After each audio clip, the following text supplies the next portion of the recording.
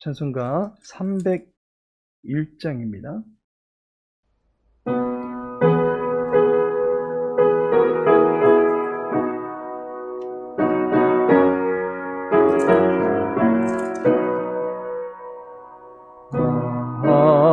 하나님의 은혜로 있을 데 없는 자 왜 구속하여 주는지 난 알 수 없도다.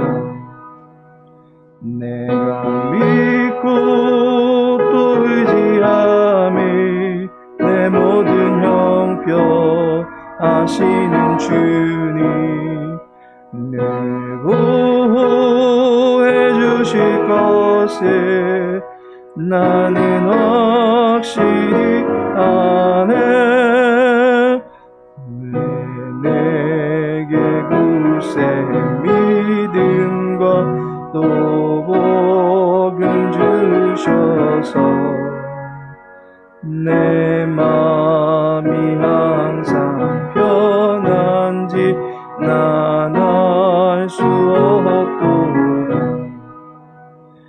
내가 믿고 또 의지함이 내 모든 형편 아시는 주님 늘 보호해 주실 것을 나는 확실히 아네. 왜 내게 성령 주셔서 내 마음 감동해 주 예수 믿게 하는지 난 알 수 없도다. 내가 믿고 또 의지함이 내 모든 형편 아시는 주님 늘 보호해 주실 것을 나는 확실히 아네. 주 언제 강림하실지 혹 밤에 혹 낮에 또 주님 만날 그것도 난 알 수 없도다. 내가 믿고 또 의지함이 내 모든 형편 아시는 주님 늘 보호해 주실 것을 나는 확실히 아네. 열왕기상 17장입니다.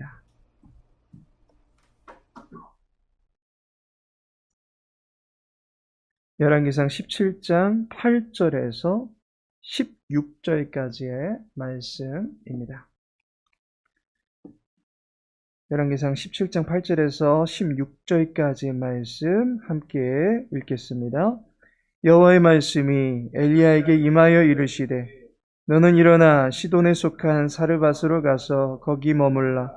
내가 그곳 과부에게 명령하여 네게 음식을 주게 하였느니라. 그가 일어나 사르밧으로 가서 성문에 이를 때에 한 과부가 그곳에서 나뭇가지를 줍는지라. 이에 불러 이르되 청하건대 그릇에 물을 조금 가져다가 내가 마시게 하라.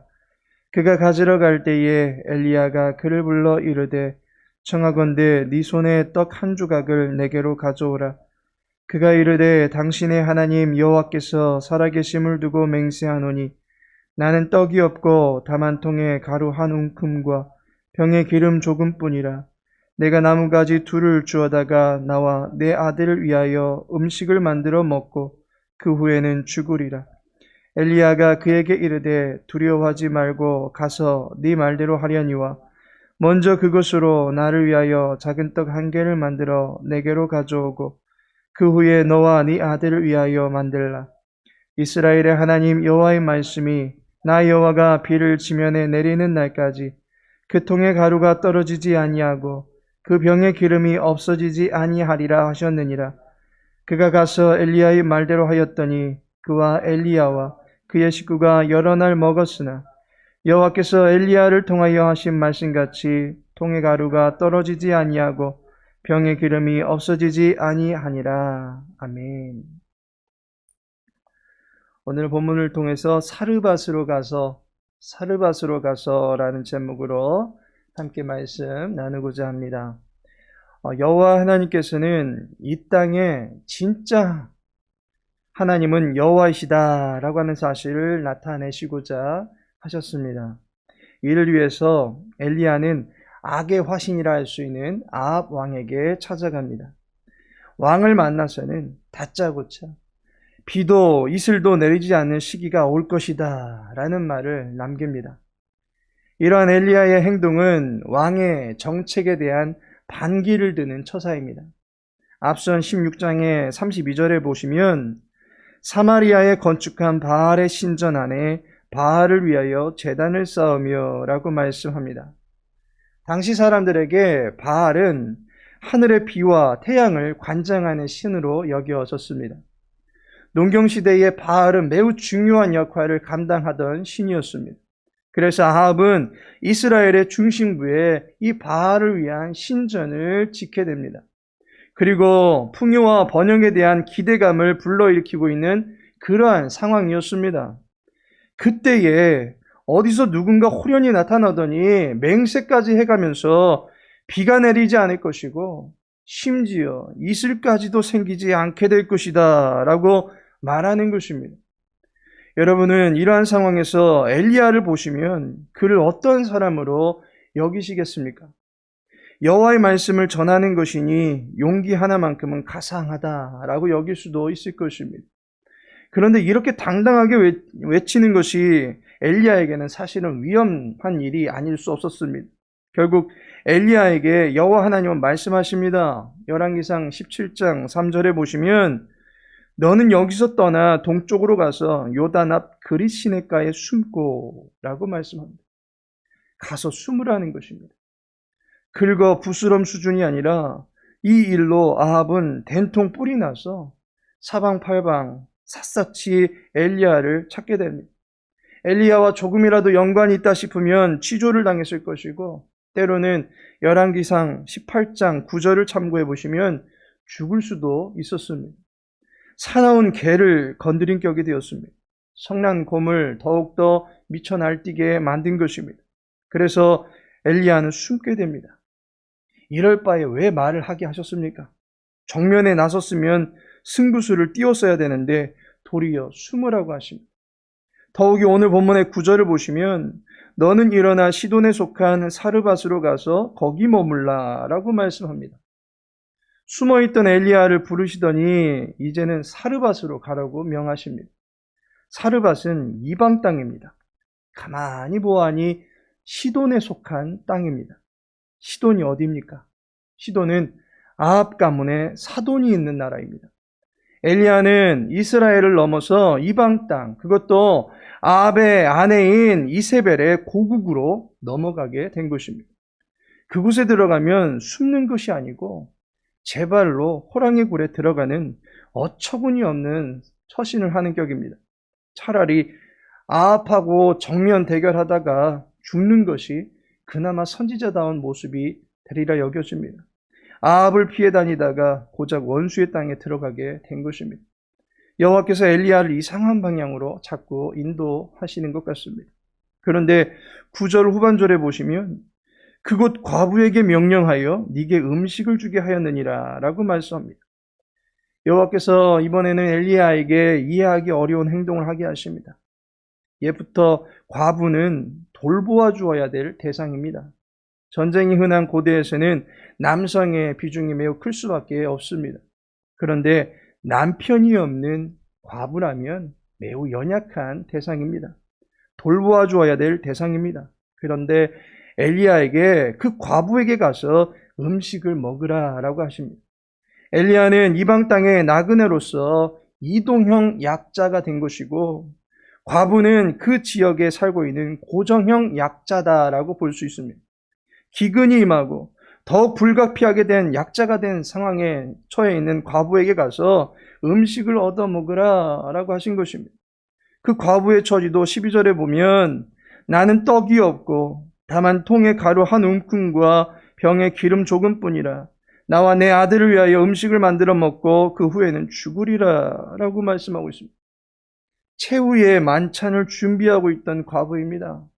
사르밧 땅에도 기근이 심하였고 죽음의 징조가 그 땅에도 가득했던 것입니다.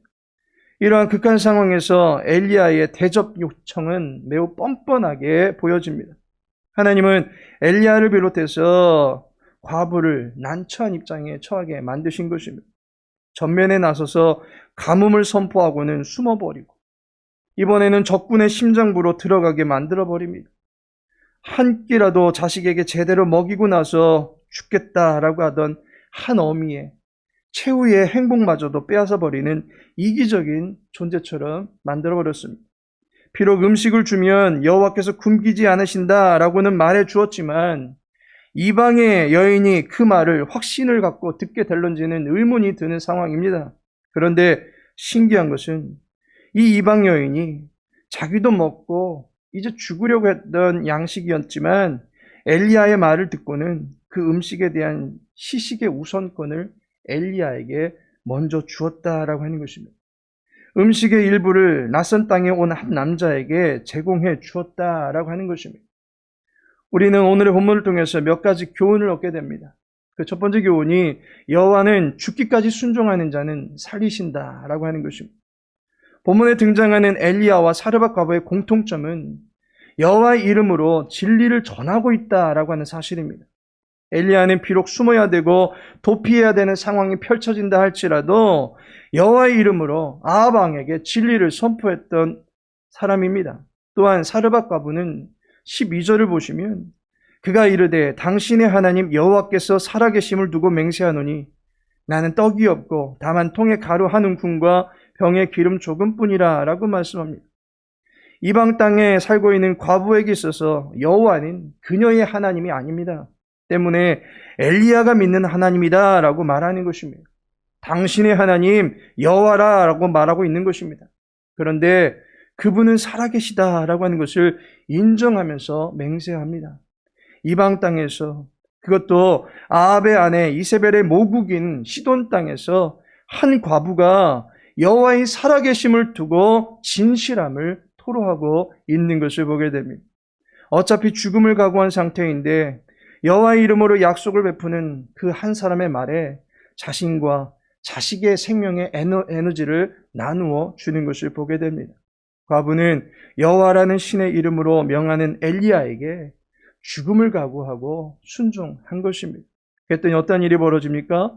16절을 보시면 여호와께서 엘리야를 통하여 하신 말씀같이 통의 가루가 떨어지지 아니하고 병의 기름이 없어지지 아니하니라 라고 말씀하고 있습니다. 하나님께서는 순종하는 사람을 결코 외면하지 아니하십니다. 여호와의 사심을 믿고 그분의 말씀으로 살아가는 사람에게는 반드시 선한 보응을 내려주십니다.